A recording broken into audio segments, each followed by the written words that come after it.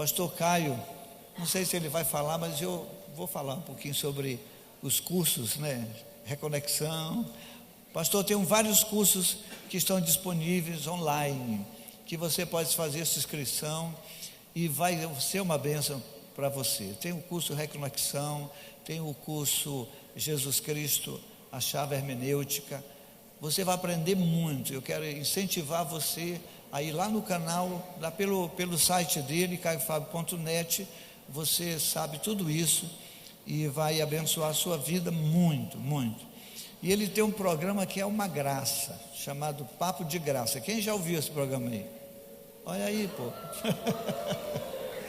Então, nesse Papo de Graça, ele fala de tudo, de tudo. E vale a pena você assistir. Ele é semanal, segunda-feira não tem, né? De terça a sexta, de terça a sexta, você pode ouvir pela manhã. E se você não consegue ouvir pela manhã, fica gravado, você ouve depois, ok? Esses dias têm sido muito, muito especial para nós, muito.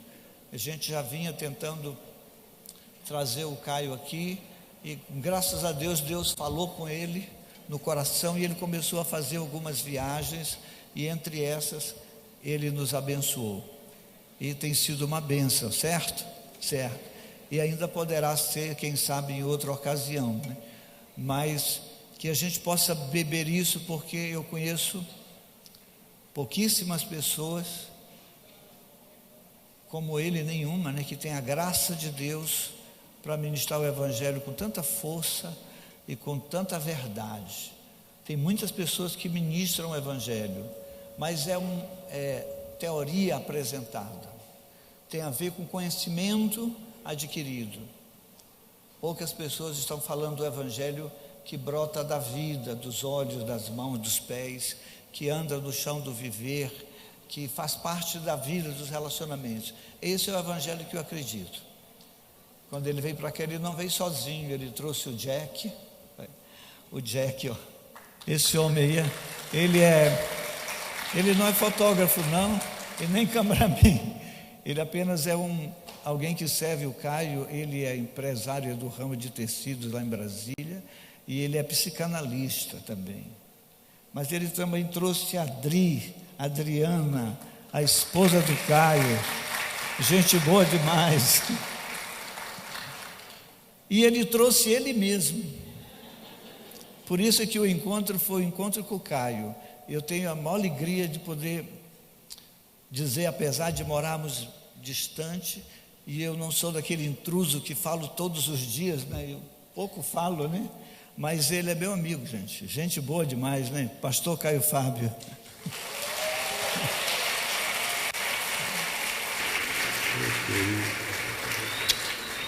Obrigado.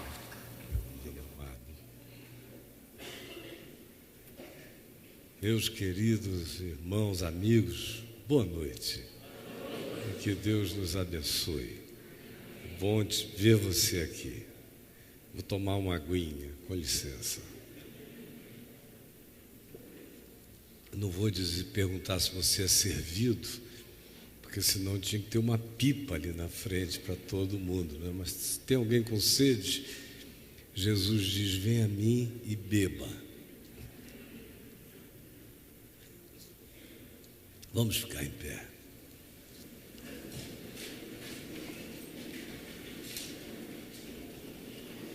Vamos ler,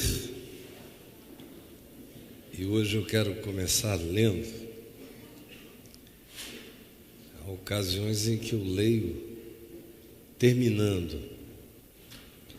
Hoje eu quero ler iniciando. E aqui em Lucas, capítulo 2, do verso 41 em diante, a gente lê como segue: ora, anualmente, todos os anos, iam os pais de Jesus até Jerusalém para a celebração da festa da Páscoa. E naqueles dias era um mandamento que todas as pessoas e todas as famílias saíssem das suas próprias casas, morando em regiões distantes, no norte, no sul, e fossem a Jerusalém. Era mandamento que a gente encontra nos Salmos, por exemplo, como o salmo que a maioria de vocês aprendeu bem jovenzinho, Salmo 122, que diz: alegrei-me quando me disseram, vamos à casa do Senhor. Alegrei-me quando me disseram, vamos à casa do Senhor.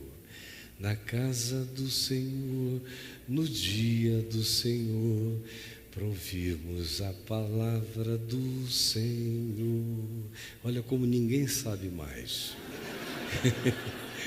Ninguém sabe mais. Quando eu era menino, você cantava isso todo domingo.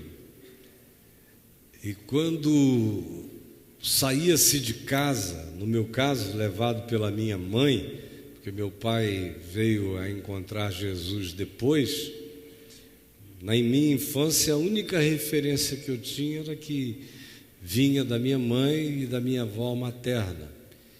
E todos os domingos ela nos levava até a Igreja Presbiteriana Central de Manaus, onde depois eu vim a ser pastor com meu pai até morrer, partir para Jesus.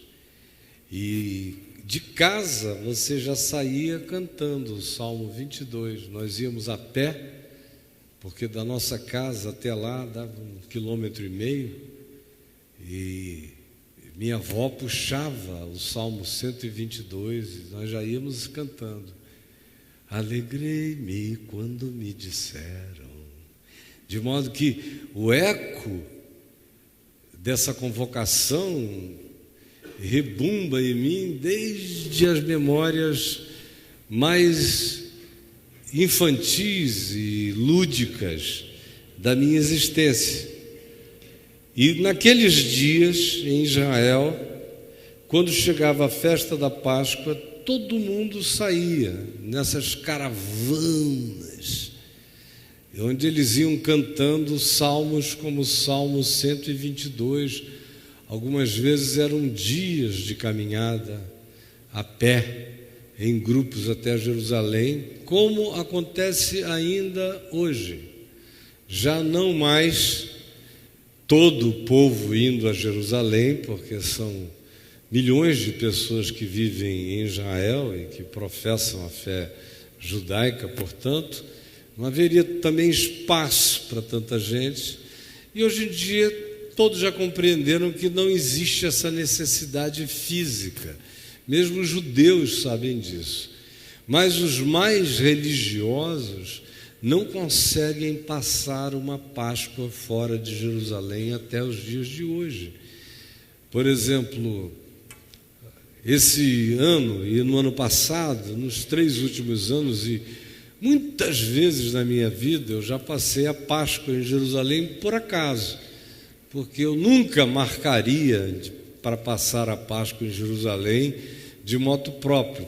Sempre foi por distração total.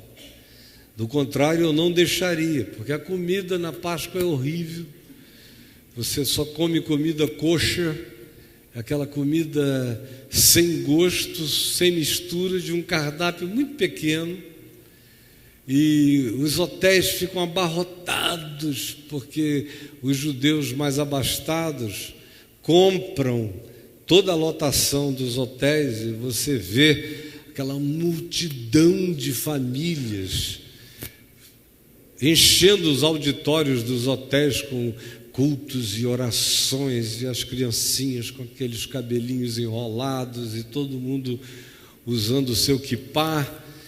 E até hoje é possível reencontrar esse tipo de aventura festival.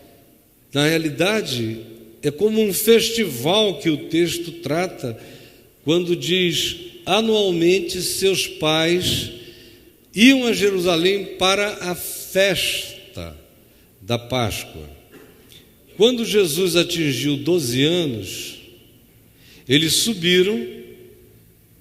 Se diz subiram porque Jerusalém é mais alta do que praticamente todas as outras cidades de Israel.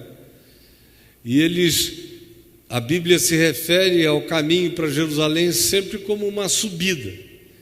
Eles subiram, saíram de Nazaré, na Galiléia, e a pé é um chão enorme. E Jesus já vinha sendo levado desde sempre para essa caminhada, para essa viagem anual, de modo que quando ele atingiu 12 anos, mais uma vez, seus pais, como faziam todo ano, subiram para Jerusalém, e o texto diz aqui, segundo o seu costume, mostrando que era algo recorrente, feito todos os anos por aquela família de José e de Maria, dos seus irmãos, dos seus parentes, dos seus amigos de Jerusalém, de Nazaré. Terminados os dias da festa, naquele tempo era uma semana, hoje em dia tem a Páscoa da Páscoa, dura quase 2 semanas de festival enorme de judeus. Terminados esses dias, ao regressarem a pé para Nazaré, permaneceu Jesus, o menino Jesus, em Jerusalém, sem que seus pais o soubessem. Sem que seus pais o soubessem, ele permaneceu. Pensando os seus pais, porém, estar ele entre os companheiros de viagem, foram durante um dia inteiro de caminhada sem lembrar de Jesus, até que chegou a noite, e então passaram a procurá-lo entre os parentes e os conhecidos, e não o tendo encontrado, voltaram a Jerusalém à sua procura. E Jerusalém era uma cidade de 30 mil habitantes, mas que nos dias da festa tinha sua população triplicada, duplicada, de modo que era um burburinho enorme. E eles ficaram procurando Jesus nas ruas e nas vielas da cidade amuralhada, nas vilas em volta, e não o encontravam durante 3 dias, até que o acharam, até que alguém teve a ideia de dizer: vamos procurá-lo no templo. E lá no templo o encontraram assentado no meio dos mestres, dos rabinos, dos rabis, dos doutores da lei, da Torá, ouvindo-os e interrogando-os aguçadamente. E todos os que o ouviam as perguntas e ouviam o interrogatório, a inquisição, a lógica dele em relação às respostas que ele ouvia quando inquiria. Todos os que ouviam esse diálogo de um menino de 12 anos com os maiores mestres de Israel se admiravam da sua inteligência e das suas respostas. Logo, seus pais o viram um adensamento humano e chegaram, estava ali o garoto de 12 anos sentado com os mestres, e aquele monte de gente em pé vendo aquele espetáculo de inteligência, de sabedoria espiritual. Então seus pais o viram e ficaram eles próprios maravilhados. Mas por mais maravilhados que tenham ficado, tinha que sobrar uma bronca materna para o garoto. E sua mãe lhe disse: filho, por que fizeste assim conosco? transferência é coisa muito comum em família. Ao invés de cada um lidar com a sua própria responsabilidade, transfere para o outro, mesmo que seja para um garoto entrando na puberdade. Por que tu fizeste assim conosco? Teu pai e eu, aflitos, estamos à tua procura. Mas Jesus lhes respondeu: por que vocês me procuravam? Vocês não sabiam que o lugar objetivo para me achar seria na casa do meu pai? Não compreenderam eles, no entanto, as palavras que lhe dissera. Nem tampouco ninguém em volta. Devem ter entrado só em estado de perplexidade, mas não podiam compreender. O pai o procurava, e ele diz: não sabias que me cumpria estar na casa de meu pai? Meu pai? Mas eles não compreenderam. E Jesus desceu com eles, para Nazaré, embora Nazaré também seja uma cidade alta, tenha-se que descer e depois subir um pouco mais, lá na Galiléia, para chegar a Nazaré. E Jesus lhes era submisso. Sua mãe, porém, guardava todas estas coisas no coração. E crescia Jesus com sabedoria, estatura e graça diante de Deus e dos homens. Vocês podem se assentar.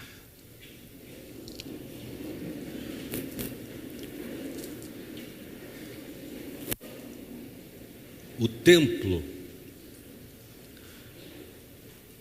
a igreja, a congregação, o ajuntamento da religião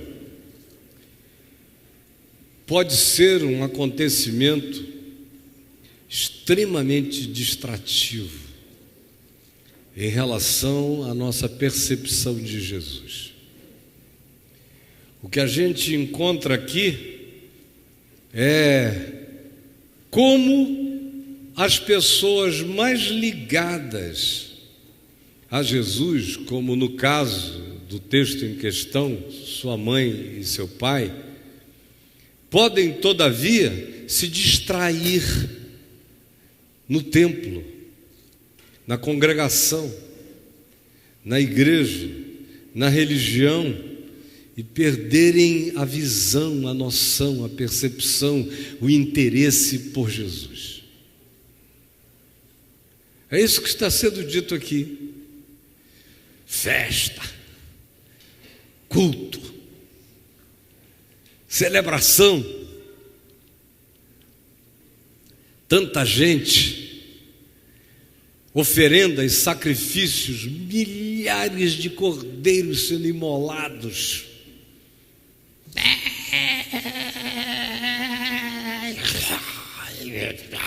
e sangue, e alegrei-me quando me disseram. É um negócio que vai da sanguinolência à ludicidade musical, cobre todos os espectros da percepção, é muito impacto, é muita distração. É fácil esquecer Jesus dentro da religião. Fácil. Aconteceu com Maria, aconteceu com José, de eles perderem Jesus no templo, perderem Jesus na congregação, perderem Jesus na religião. E não sentirem falta, porque o que o ajuntamento da congregação suscita pode ser muito agradável e muito cheio de distração, de modo que a gente confunde Jesus com a religião. E pensamos que porque a gente não falta, a gente está sempre naquele lugar, a gente vai, no caso era anualmente, no caso de alguns aqui é semanalmente ou 2 vezes na semana, depende do lugar, pode ser até todo dia. E esse evento, esse ajuntamento tão gregário, tão agradável do ponto de vista da festividade, da promoção do encontro humano, do sentimento de pertencimento a algo grande, maior, que trazia uma emoção validada para o coração deles a respeito de eles pertencerem a um grupo muito maior do que aquele no qual eles conviviam diariamente na pequena vila de Nazaré, aonde uns poucos 2, 3 mil habitantes viviam juntos. E em Jerusalém, a grande metrópole, com as grandes edificações, com o grande e imponente templo, com a beleza da cidade que é encantadora aos sentidos da gente, mesmo nos dias de hoje, mas que naqueles dias ela brotava solitária nas montanhas, no maciço rochoso sobre o qual ela foi edificada muitas vezes, e naqueles dias ela estava no auge da sua beleza, nos dias em que as construções eram herança de Herodes o Grande, inclusive o templo, muito mais bonito do que o primeiro, construído por Salomão, e maior, e mais imponente, grandioso, com toda a gente vindo de todos os lugares, e a soma daquele ajuntamento dava a eles um sentimento identitário, um prazer de pertencimento, que é algo imensamente forte e significativo para a experiência humana de cada um de nós. Mas nessa mesma medida em que isso pode ser tão agradável, também do mesmo modo isso pode ser muito ilusivo, de tal modo que estar na congregação faz a pessoa paradoxalmente, como Maria e José, virem a esquecer do próprio Jesus no meio da alegria da religião. Como aconteceu com quase todo mundo aqui. Eu estou falando do que eu conheço, e disso eu conheço, mas conheço mesmo. E passei a vida toda lidando com a ilusão da religião, com a miragem da religião, de tal modo que logo cedo na vida, pregando o Evangelho,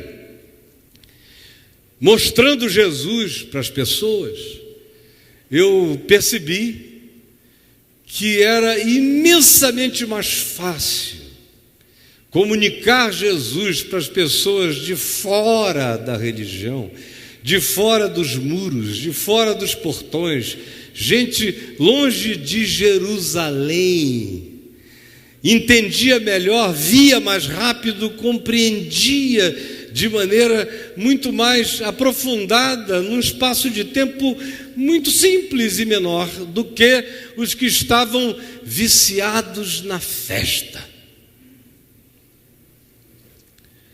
O pessoal da festa, que somos nós,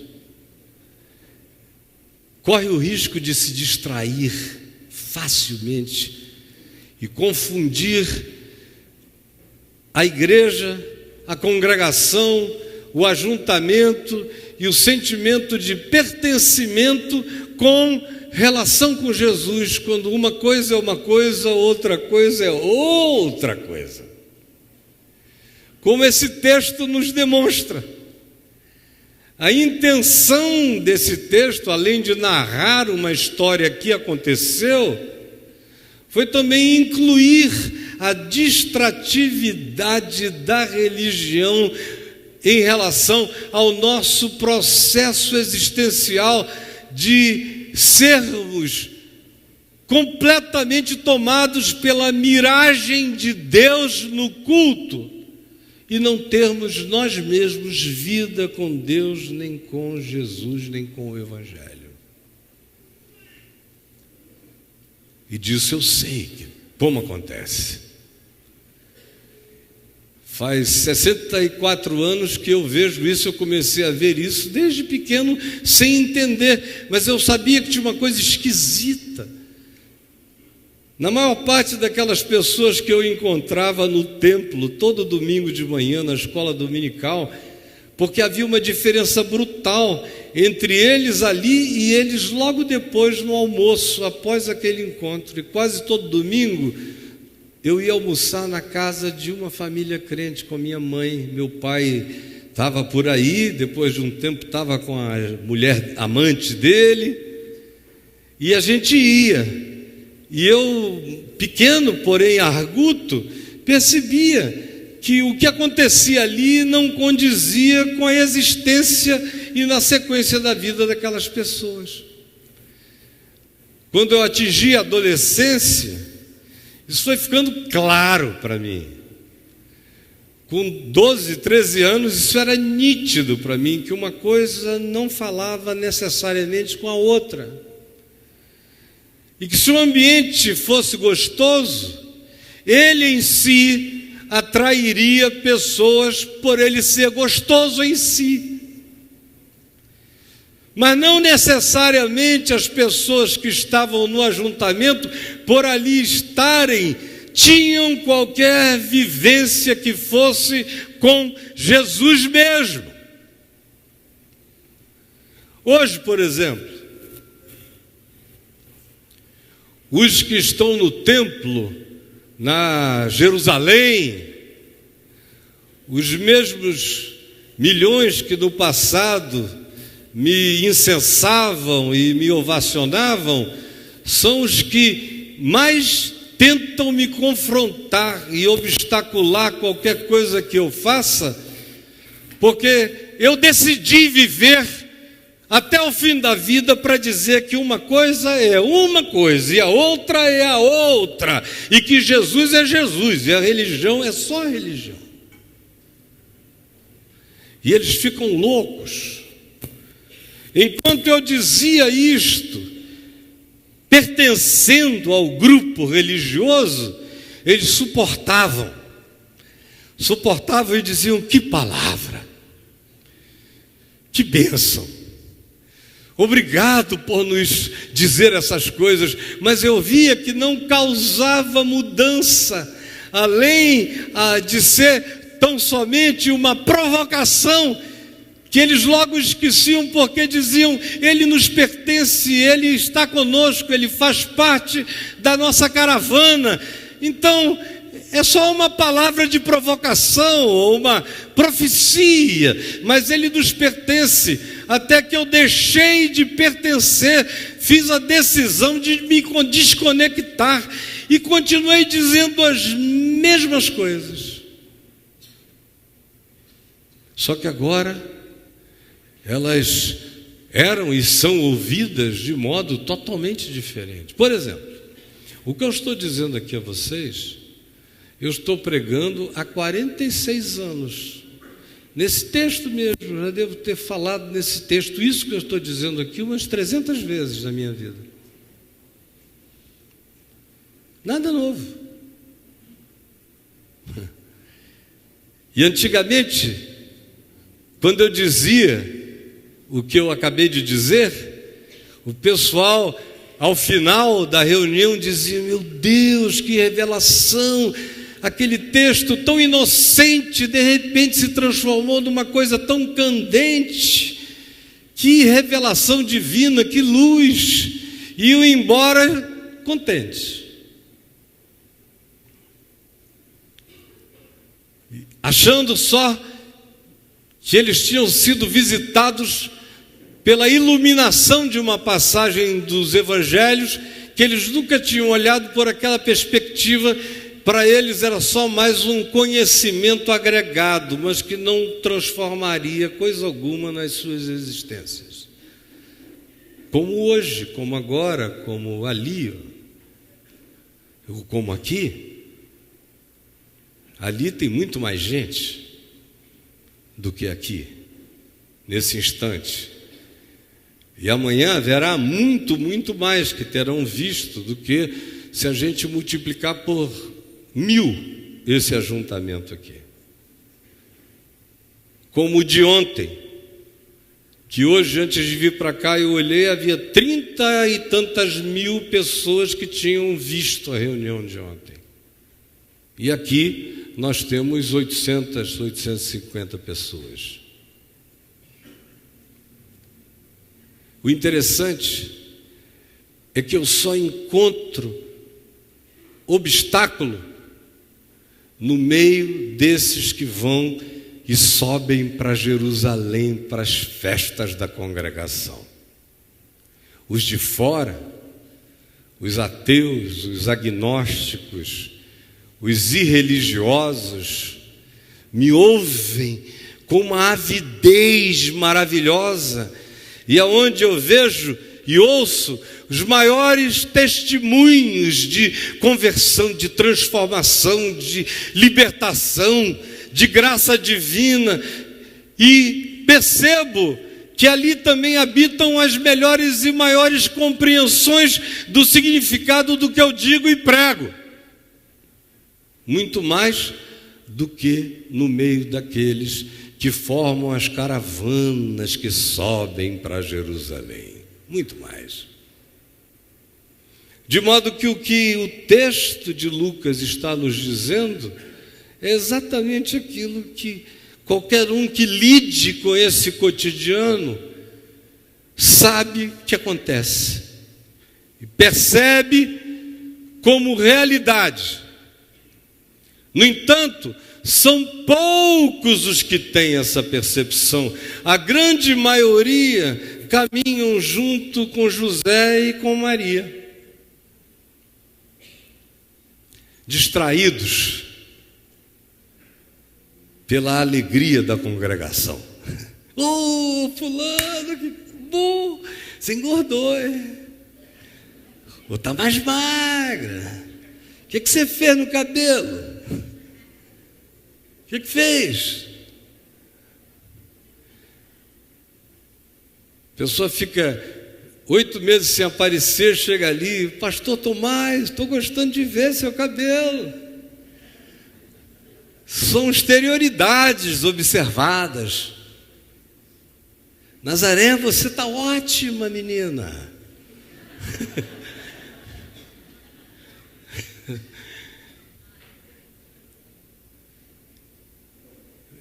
Tem gente que diz, não, hoje eu tenho que eu não posso deixar de ouvir o novo louvor que vai ser cantado. Porque é bonito, é agradável, é gostoso. Mesmo as congregações mais horríveiszinhas, porque tem umas pavorosas, ainda assim são melhores do que a boca de fumo na esquina. Aí o cara não tem alternativa, diz, bom, aqui no meu bairro o melhor acontecimento do fim de semana, e tem mais, está cheio de mulher bonita e algumas salientes, é a congregação, é para lá que eu vou, não interessa o que esteja acontecendo. É a melhor alternativa na maioria das vezes para a maioria das pessoas que vivem vidas tão horríveis que até aquilo que possa ser péssimo é melhor ainda. De tal modo que a ilusividade da congregação é o que mais pode paradoxalmente trabalhar contra o significado da percepção de Jesus na nossa vida. Então olha aqui para mim. O texto nos diz que eles chegaram a andar um dia inteiro Um dia inteiro sem um garoto de 12 anos, filho deles, que por acaso era Jesus, mas podia ser um dos nossos netos, ou podia ser um dos nossos filhos quando tinham essa idade, podia ser qualquer um. Qualquer criança precisa ter mais atenção do que a religião. Toda e qualquer criança precisa ter mais atenção do que o melhor culto. Toda criança precisa ter olhos mais atentos da parte dos pais ou responsáveis do que qualquer pretexto congregacional possa oferecer. Mas eles andaram um dia inteiro e só foram perceber isto ao anoitecer, quando chegou aquela hora de acampar, de fazer a fogueira, andando na direção de Nazaré. Quando chegou a hora de ajuntar os pintos, foi que viram que o pintainho mais velho daquela família, com 12 anos de idade, tinha desaparecido. Estava numa lista de missing children. Tinha sumido. Aí aquele desespero. Se já tinham caminhado um dia inteiro, tiveram que voltar outro dia inteiro para Jerusalém. Chegam e continuam e procuram em todos os lugares. Só não foram ao templo onde eles tinham perdido Jesus. E aonde Jesus não se perdera de nada, porque ele estava ali não por causa do templo, mas por causa de uma relação que ele tinha maior do que com o acontecimento em si. Era o lugar designado para ser casa de oração para todos os povos, casa do Senhor, lugar de culto a Deus. E era isso que Jesus estava fazendo, embora ele próprio, bem depois, venha dizer que não era nem em Jerusalém, nem no Monte Gerizim, nem em lugar nenhum, nem em qualquer geografia onde se deveria adorar, porque Deus é Espírito. E os seus adoradores o adoram em espírito e em verdade. E que são esses que o Pai procura para serem seus adoradores. São os que não confundem Deus com templo, Jesus com religião. Mas o texto diz claramente que eles, no entanto, pensavam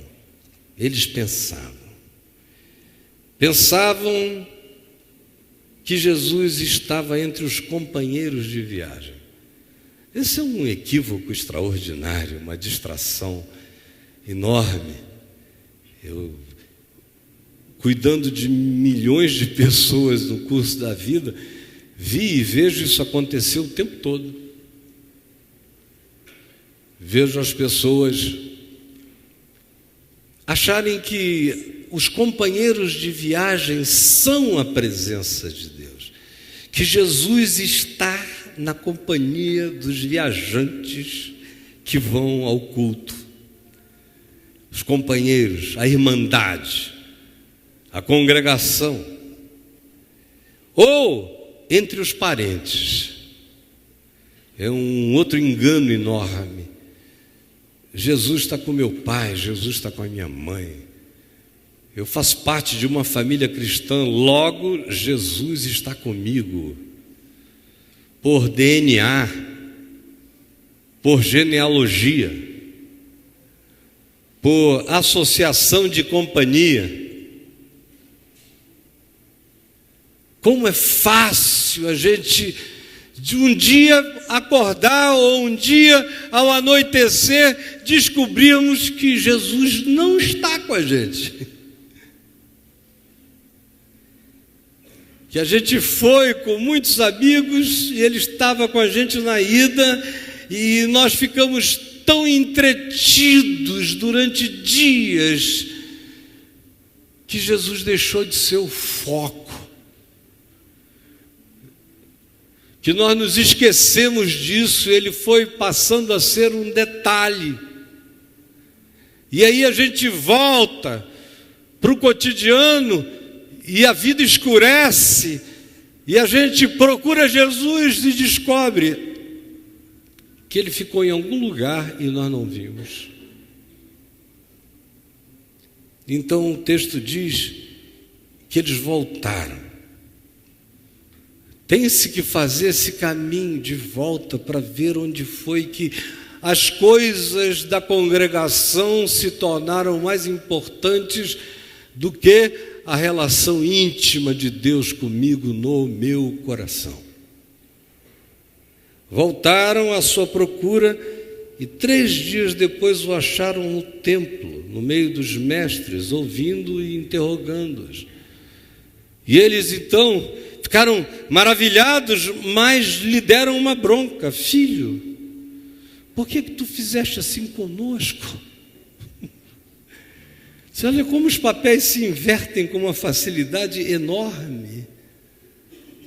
Agora a culpa é de Jesus, de nós não termos tido nenhum interesse, ou termos nos distraído ou esquecido o significado dele, porque as companhias, os companheiros, as caravanas, os encontros, os eventos se tornaram maiores e muito mais importantes do que a vida com ele, do que tê-lo diante dos nossos sentidos, dos nossos olhos, da nossa percepção.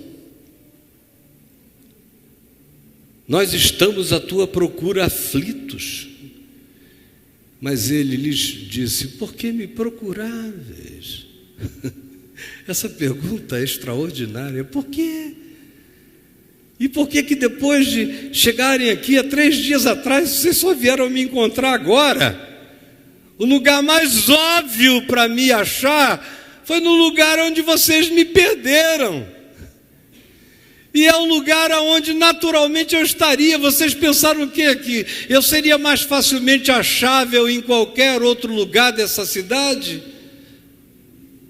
O lugar mais óbvio era esse aqui, onde os cultos são oferecidos e aonde o culto vai se tornando mais importante do que a relação com Jesus. Por que vocês me perguntam isso? Mas eles não compreenderam essas palavras. Como tem muita gente que não compreende essas palavras até agora, até o dia de hoje. A minha oração hoje, semelhantemente à de ontem, que era que tenha essa experiência com Deus como Saulo, como Paulo teve, e eu descrevi. A de hoje, semelhantemente àquela, é que alguém compreenda a diferença. Eu não tenho nada contra o ajuntamento. Quando congregar é bom, congregar faz bem. Quando congregar é mal, congregar faz mal. É simples assim. O problema não é a congregação, o problema são os congregados. E o que eles fazem do congregar. E do que é importante e significativo para eles, de modo que isso cresça tanto que Jesus fique apagado no meio das festividades. Que os milhares de cordeiros e sacrifícios tenham mais importância do que o Cordeiro de Deus que tira o pecado do mundo. Agora olha aqui para mim, todos vocês.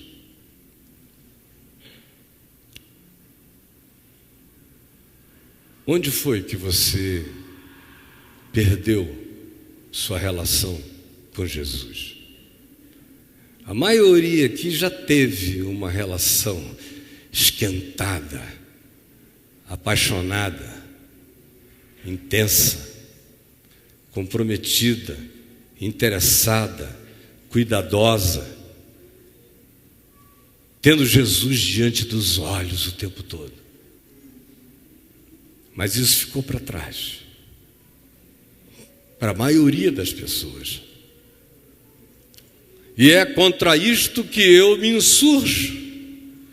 Eu não tenho nada contra o congregarmos-nos, desde que o fato de o fazermos não nos tire do Evangelho. Desde que a igreja não nos afaste de Jesus. Quando a igreja começa a nos afastar de Jesus, aí, sinceramente, meus amigos, eu não quero nem saber o que estão pensando. Eu pulo igual um leão no meio da festa e saio rasgando tudo, virando as mesas, como ele chegou a fazer depois. E dizendo: o maior inimigo do meu Pai é o culto que vocês oferecem a Ele, que ganhou uma conotação idolátrica tão poderosa que vocês já não se preocupam com a vida com Ele e com o significado da vontade dEle para as existências de vocês, porque ela foi substituída pela frequência festival a um lugar congregacional. Você está me entendendo? Está compreendendo? Então só diga: eu estou compreendendo. E o que você vai fazer com essa compreensão?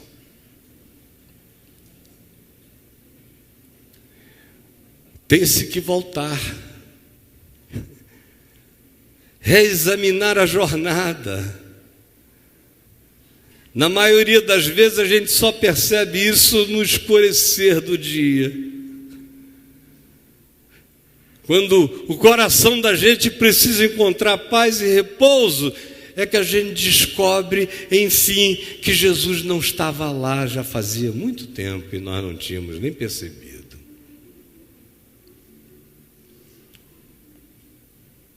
O que foi que aconteceu com você?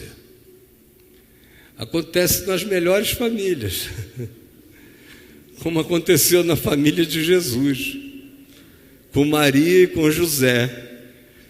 Pensando, teologizando: ele deve estar com os companheiros de viagem.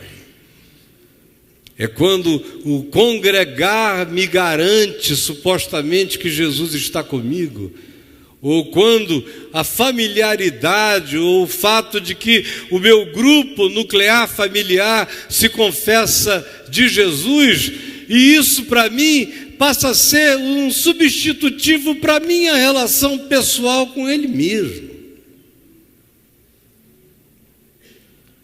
O que foi que aconteceu com você para você ter ficado assim?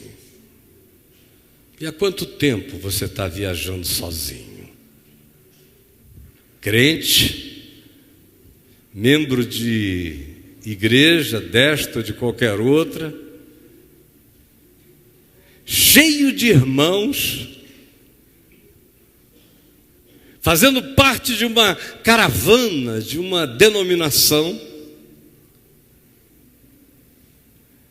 mas quando a vida escurece, você descobre que está sozinho.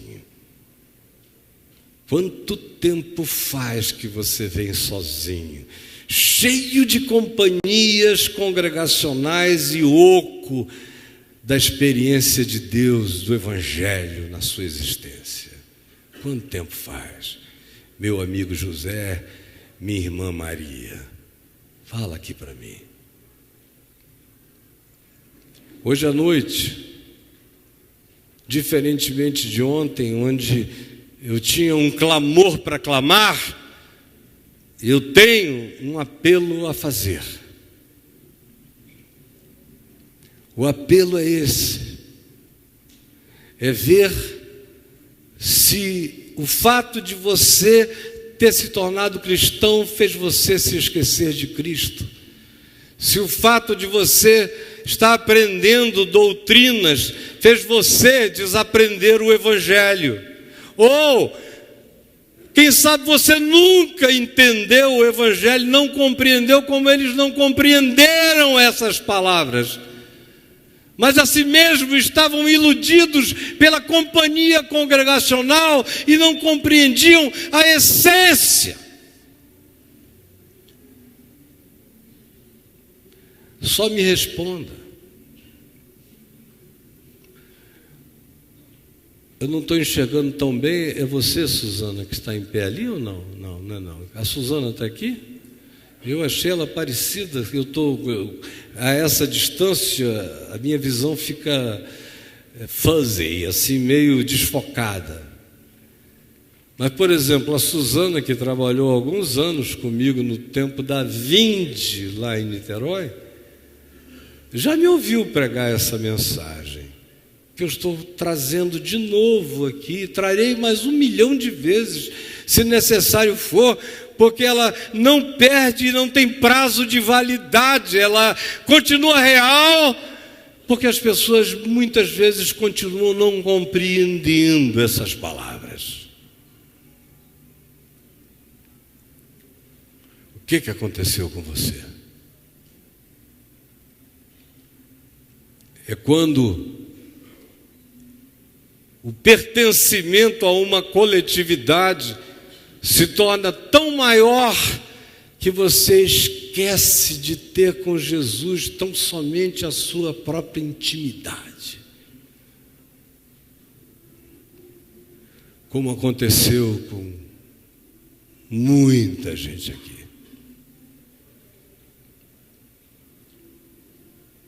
Você me entendeu? Então era só isso mesmo. Não tenho mais nada a acrescentar. Nem tenho um tempo a cumprir. É só isso mesmo. É tudo. É bastante. E Deus me conceda a graça de que você, de fato, tendo compreendido, faça a viagem de volta até achar aonde você deixou Jesus esquecido. Mesmo. Quem concorda com isso, aplauda essa verdade em nome de Jesus. Em nome de Jesus. Em nome de Jesus.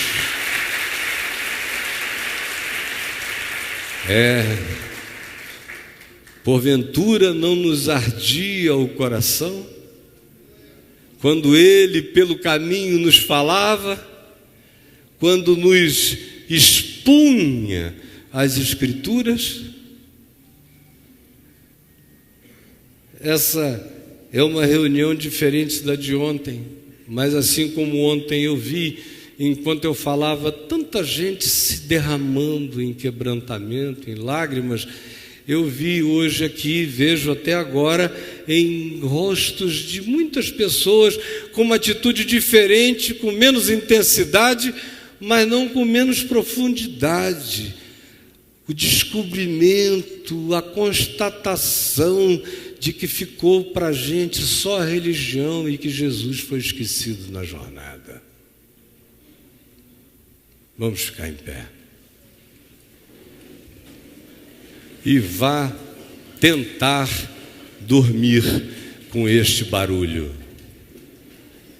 Espero que você não consiga pegar no sono, até acordar da distração e buscar ter de fato uma relação com Jesus, com o Evangelho pessoal e íntima e intransferível, sem transferência. Ou está acontecendo comigo, ou não está acontecendo em lugar nenhum. Você pode repetir isso comigo? Ou está acontecendo comigo, ou não está acontecendo em lugar nenhum.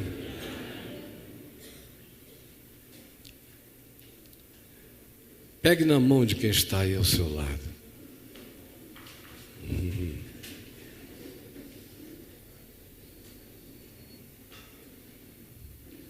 Estou pegando em mim mesmo, Senhor, para ver se eu estou aqui, não é?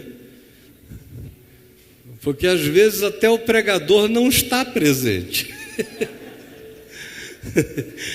Você fica aqui, cara.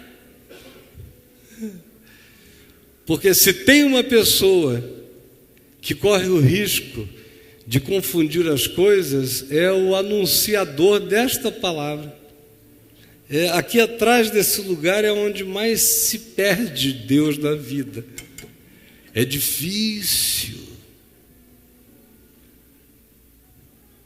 Faz 46 anos que eu prego isto. Eu faço isso há mais tempo do que a maioria aqui tem de vida. E eu já vi milhares de pessoas perderem Deus aqui, atrás desse lugar. Fica aqui, cara. Olha para Jesus. Porque senão você vai ser o primeiro a se desviar. Sem deixar de se congregar, mas desviado de Deus e de Jesus e do Evangelho, crentíssimo, mas sem Deus na vida. Você está me entendendo, não é? Compreendendo essas palavras. Senhor Jesus, permite que essa palavra tão singela, tão simples, tão sem mistério, tão básica, porém tão essencial, tão definidora de tudo que tem importância, seja entendida, seja compreendida, seja acolhida, e nos coloque num caminho de volta.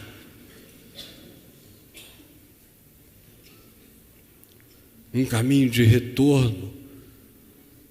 Porque o lugar mais fácil para nós nos desviarmos de Deus é no templo, confundindo o lugar, o culto, a celebração, a festividade com Deus em si, com Deus mesmo.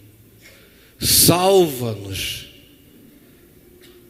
de que a igreja e a congregação nos desviem da tua visão, da tua percepção, do teu olhar e do Evangelho a ser vivido e a ser seguido todos os dias da nossa vida. É o que eu peço que aconteça agora. E comece a acontecer comigo e continue a acontecer em mim até o último dia da minha existência. Permite-me não ter a minha mente confundida, nem o meu espírito desviado, no meio de tanta pregação, sem me deixar ser pregado pela tua palavra todo dia. Salva-me e salva-nos desse engano. É o que eu te peço, meu Pai, em nome de Jesus.